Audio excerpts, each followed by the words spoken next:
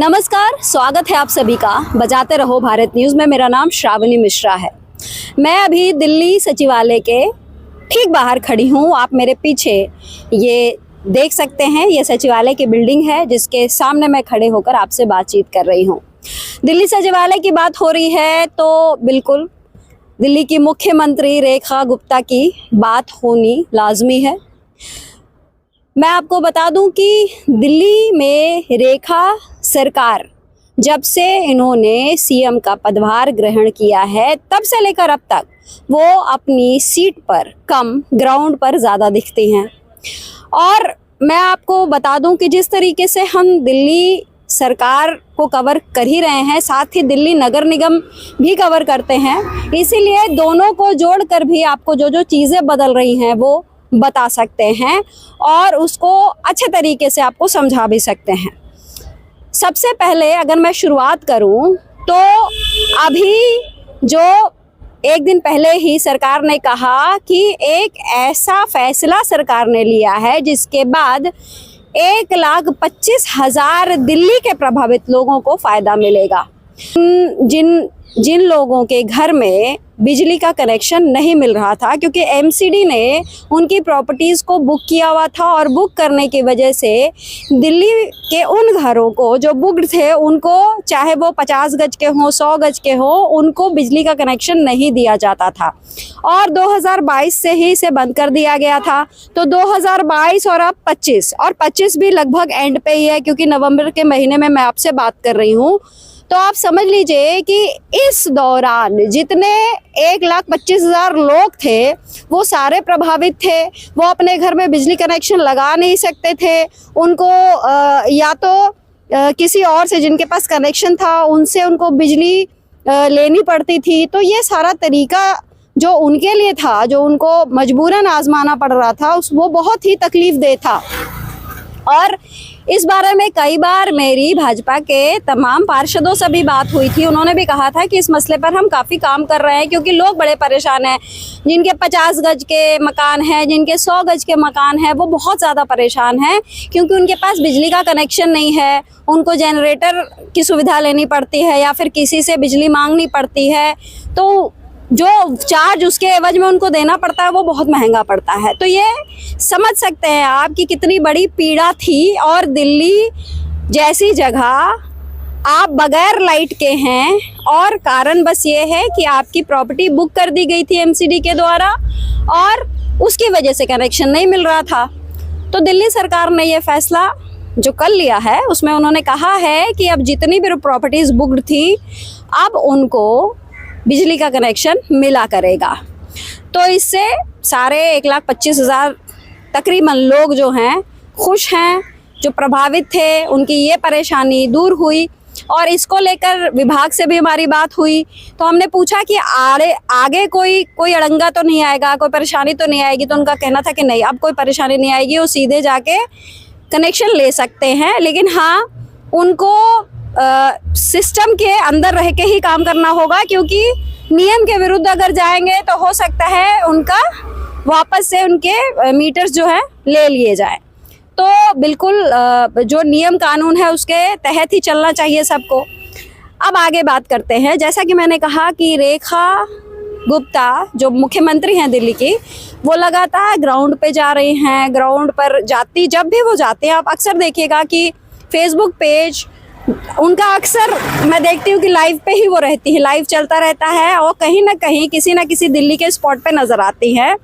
जैसा कि आज वो गई थी पश्चिम विहार वार्ड नंबर 59, जो विनीत वोहरा का वार्ड है। वहाँ एक जटिल समस्या थी। समस्या ये थी, मतलब वहाँ का निरीक्षण कर रही थी, तो उसमें उनको ये भी जानकारी दी गई कि वहाँ पर नजफगढ़ ड्रेन, आपको भी पता है कि नजफगढ़ ड्रेन अपने आप में बहुत ही चर्चित ड्रेन है, क्योंकि जब बरसात आती है तो इसकी बड़ी चर्चा होती है।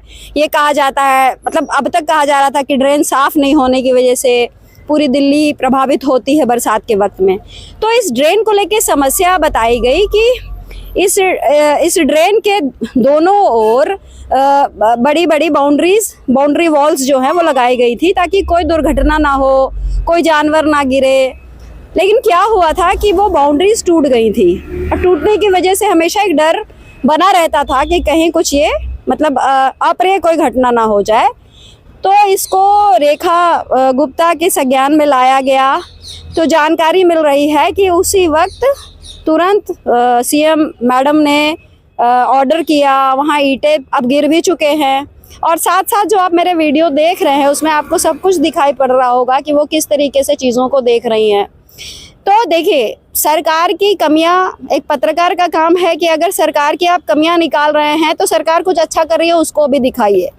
सबसे मज़ेदार मैं बात आपको बता दूं कि जब भी मुख्यमंत्री साहिबा कहीं जाती हैं और उनका लाइव जब ऑन होता है तो एक चीज़ जो है वो ध्यान देने लायक है, वो ये है कि लोग बहुत ज़्यादा जुड़ते हैं उनकी लाइफ से, और ख़ास करके दिल्ली वाले, और अपनी अपनी प्रॉब्लम्स को जो है वो शेयर भी करना शुरू कर देते हैं। जैसा कि उस वक्त मैं देख पा रही थी, सारे जो कमेंट्स थे वो तो मैं नहीं पढ़ पाई, लेकिन कुछ लोग जो मैडम से रिक्वेस्ट कर रहे थे कि आप इधर उधर जा रहे हैं यहाँ भी आइए, तो उसमें उन्होंने कहा कि जो सरकारी हॉस्पिटल्स हैं वहाँ भी मैडम आप आइए, वहाँ का भी एक बार हाल लीजिए।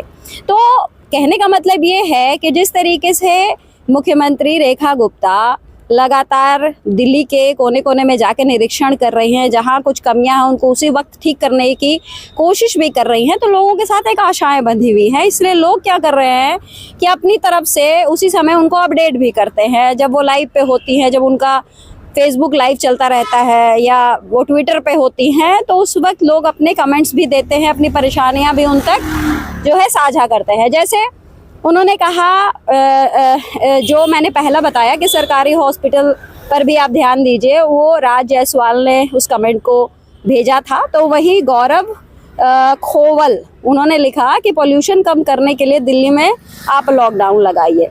तो वहीं स्नेहलता पांडे ने लिखा कि लाल बिल्डिंग भी चेक कीजिए। फिर सुशील ने लिखा बक्करवाला विलेज की हालत बहुत ख़राब है, वहाँ के तालाब पर कृपया करके ध्यान दें। तो वहीं सुरेंद्र मक्कर ने लिखा है मैडम कभी शास्त्री नगर दिल्ली 52 का राउंड लगा लो, पूरा इलाका नर्क बना है, कोई सुनने वाला नहीं। तो देखिए, ये जिस तरीके से लोग अपनी बात रख रहे हैं और सीएम मैडम खुद वहाँ पहुँच रही हैं और उनको समाधान देने की कोशिश भी हो रही है, तो इससे ये समझ में आता है कि लोग, जो दिल्ली के लोग हैं, वो भी सीएम के साथ खुद को कनेक्ट करने की कोशिश कर रहे हैं।